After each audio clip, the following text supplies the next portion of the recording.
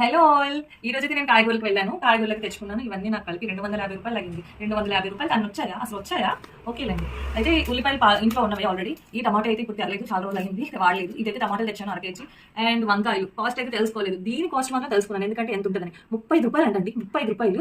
ఏంటండి ఒక్కరికి, నా ఒక్కదానికి కూడా రాదు. అండ్ అల్లం వెల్లుల్లి పేస్ట్ చేద్దామని అల్లం తీసుకున్నాను, బెండకాయ పులుసుకి అండ్ క్యారెట్ బీట్రూట్కి అండ్ బంగాళదుంప తీసుకున్నాను. అండ్ పచ్చిమిరపకాయలు ఇలా ఏముంటుంది కదా, దీన్ని క్యాప్ తీసేసి బాక్స్లో పెట్టుకుంటే చాలా రోజులు ఉంటుంది. అండ్ ఈ రమకున్న ఆకును తీసేసి బాక్స్లో పెట్టుకొని స్టోర్ చేసుకుంటే ఫ్రిడ్జ్లో ఎన్ని రోజులైనా వస్తుంది. అండ్ ఇది 10 రూపాయలు. అండ్ చల్లని కీర. అండ్ వేసవి కాలంలో నేను బాగా యూస్ చేస్తాను, నేను నార్మల్ టైంలో కూడా తింటా ఉంటాను.